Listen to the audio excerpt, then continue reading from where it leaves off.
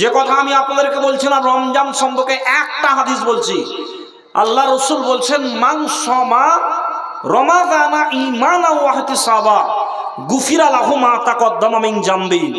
বিশ্ব নবী বলছেন, যদি কোনো আল্লাহর বান্দা বান্দি রমজান মাসের রোজাকে দীর্ঘ বিশ্বাসের সঙ্গে, ঈমান এবং ইহতিসাবের সঙ্গে যদি কেউ রমজান মাসের রোজা পালন করে, আল্লাহ রসুল বলছেন যে গুফিরা লাহু মা তাকদ্দামা মিন জামবি, আল্লাহ তাআলা তার পূর্বেকার গুনাহগুলোকে কি করবেন জানা আছে আপনাদের? আল্লাহ তাআলা তার আগেকার গুনাহগুলোকে কি করবেন? মাফ করে দেবেন। আলহামদুলিল্লাহ। এবার আগেকার গুনাহ আল্লাহ আপনার কোনগুলো মাফ করবে? যেগুলো সাগীরা গুনাহ, যেগুলো ছোট ছোট গুনাহ, ওই গুনাহগুলোকে আল্লাহ তাআলা আপনার মাফ করে দিবেন। এবার আমি আপনাদেরকে একটা কথা বলছি, আপনারা কথা বলিয়েন। যারা রমজান মাসে রোজা রাখার পর মসজিদ থেকে খাতা কলম জমা দিয়ে চলে আসবে, যে রমজান মাসে আপনি রোজা রাখলেন, মসজিদে ঢুকলেন, 30 দিনে আপনি সিয়াম পালন করলেন, আচ্ছা রমজান মাস যখন শেষ হয়ে যাবে তখন আপনি মসজিদ থেকে খাতা কলম জমা দিয়ে চলে আসলেন, তাহলে ওইগুলো লোকদের কি আল্লাহ পূর্বেকার গুনাহ মাফ করবে? কথা বলেন না ভাই, এটা একটা লজিক আছে। আপনি যে আল্লাহ রসুল বলছেন যে যদি কোনো জি গফিরা লাহু মা তাকদ্দামা মিন জামবি, যে আল্লাহ তার পূর্বেকার গুনাহগুলো মাফ করে দেবে, আপনি রমজান মাসে মসজিদ থেকে যে খাতা কলম জমা দিয়ে চলে আসলেন, তো আল্লাহ আপনার পূর্বেকার গুনাহ মাফ করবে কি? জি আপনাকে দুটা উদাহরণ দিচ্ছি, ভালো করে আপনি বুঝেন। মনে করেন আপনি আপনার জমিতে 10টা লেবার লাগিয়েছেন, তো 10টা লেবারের মধ্যে একজন লেবার মানে 10 দিন কাজ করার পর আপনার কাছে 1 মাসের টাকা চাইছে, আপনি দেবেন? আপনার জমিতে 10 দিন মুনিশ খেটেছে, লেবারি খেটেছে, কাজ করেছে, তো আপনার কাছে 1 মাসের টাকা চাইছে, আপনি দেবেন? আপনি সঙ্গে সঙ্গে বলবেন যে বেহায়া, তোর লজ্জা নাই? 10 দিন কাজ করার পরে কি করে তুই আমার কাছে 1 মাসের টাকা চাই? আপনি জুতো খুলে মারবেন শক্তি থাকলে। যদি না থাকে আপনার শক্তি, তো আপনি 10টা লোক জমা করবেন, বিচার সালিশ করবেন। আর একটু ভালো করে বুঝেন, টায়ার দেখেছেন? টায়ারের ভিতরে একটা সুন্দর পাশ থাকে, ওকে ভিতরেই রাখা হয়, সেই পাশটার নাম টিউ। টিউয়ের কাজ কি? পম ধরে রাখে। আচ্ছা এটা শাহজাদপুর না আমরাপুর? এটা শাহজাদপুর। আচ্ছা শাহজাদপুরের যে কোনো একজন চালাক ব্যক্তি টিউকে মনে মনে বলছে, টিউ আর কত ভিতরে থাকবে, আবার বের হয়ে আয়।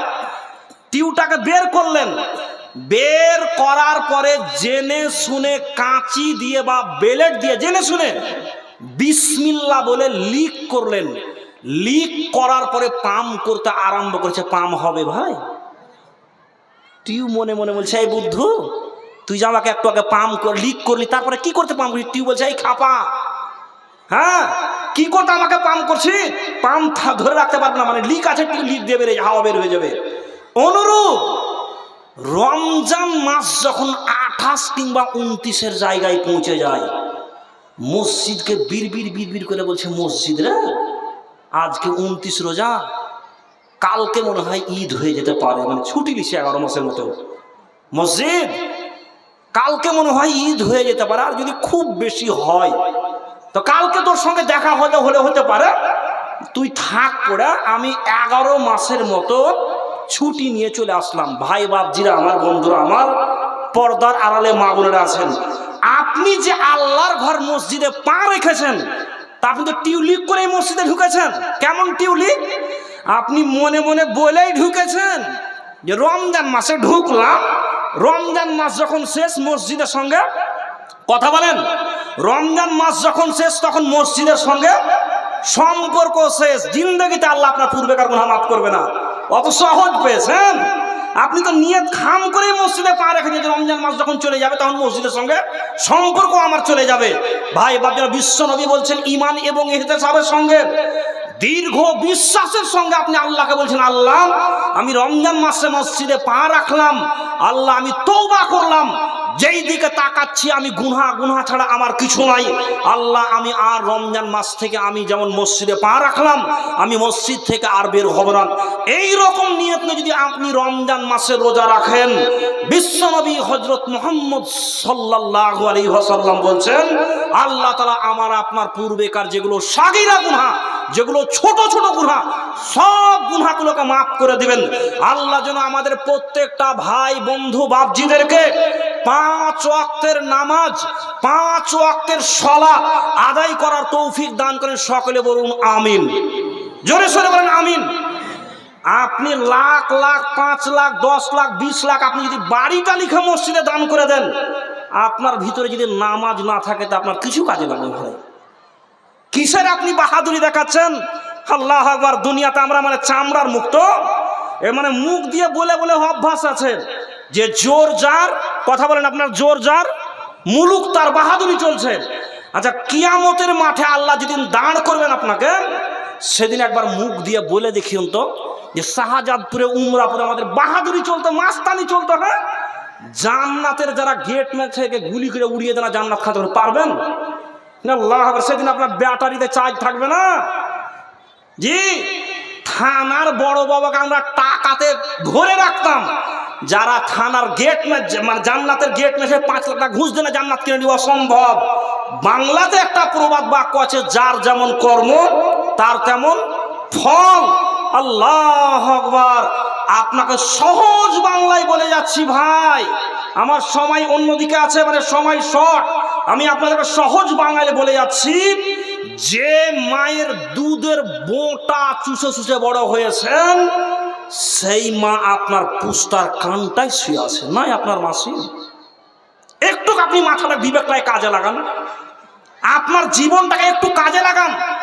যে আব্বা আপনাকে কাঁধে করে স্কুলে রেখেছিল, সেই আব্বা আপনার লাখ লাখ টাকার বাড়ি গাড়ি দোকান আগান বাগান ফেলে রেখে আপনার মা, আপনার বাপ কবর শুয়ে আছে, নাই অনেকের বাপ শুয়ে আছে। আল্লাহু আকবার। আল্লাহ আপনাকে 60 বছর 70 বছর জীবন দিয়েছেন, এই জীবনটাকে আপনাকে ভালো পথে ব্যয় করতে হবে।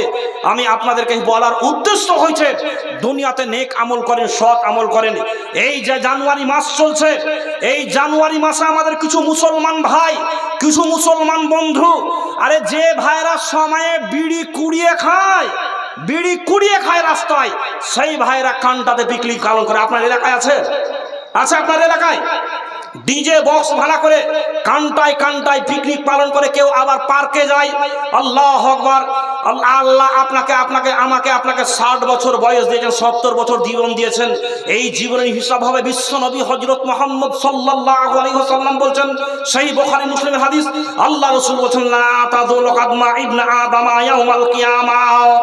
ভাই আমার, বন্ধুরা আমার, মা খালা বোনেরা আমার, মহানবী বিশ্বনবী হযরত মুহাম্মদ সাল্লাল্লাহু আলাইহি ওয়াসাল্লাম বলছেন, ওরে দুনিয়া আর আদমের ছেলে মেয়েরা, ওরে দুনিয়ার আদমের বেটা বেটিরা, আল্লাহ কাউকে 60 বছর 70 বছর 80 বছর যাকে যতটুকু জীবন দিয়েছেন, এই জীবনের মধ্যে আল্লাহর নবী বলছেন যে আল্লাহ তাআলা প্রত্যেকটা আদমের ছেলে মেয়েদেরকে 5টি করে প্রশ্ন করবেন।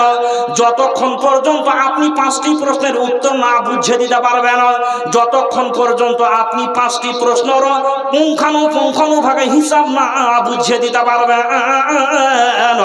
সেই দিন আপনি পা নড়াতেও পারবেন না, পা চড়াতেও পারবেন না, পা আপনি এগোতেও পারবেন না, পিছাতেও পারবেন না। আল্লাহ রাসূল 5টি প্রশ্নের মধ্যে 1 নম্বরে প্রশ্নের কথা বলছেন, ওরে দুনিয়ার আদমের বেটা বেটিরা, শিশুকাল থেকে নিয়ে 60 বছর 70 বছর 80 বছর জীবন দিয়েছিলাম, এই জীবনকে কোথায় ব্যয় করেছো, কোথায় লাগিয়েছো, হিসাব বুঝিয়ে দাও। 2 নম্বরে প্রশ্ন করে, ওই দুনিয়ার আদমের ছেলে মেয়েরা, আমি তোমাকে যৌবনকাল দিয়েছিলাম, এই যৌবন কালকে গানের আড্ডায় না, জুয়ার আড্ডায় না, মদের আড্ডায় না, তাসের আড্ডায় বাই করেছে, হিসাব বুঝিয়ে দাও বন্ধুরে। 3 নম্বর প্রশ্ন করে বলে, দুনিয়ার আদমের বেটা বেটিরা, আমি আল্লাহ তোমাকে যে পথে তুমি রুজি তালাশ করতে, ইনকাম করতে, এই পথটা হারাম পথ ছিল না, হালাল পথ ছিল না, বৈধ পথ ছিল, হিসাব বুঝিয়ে দাও।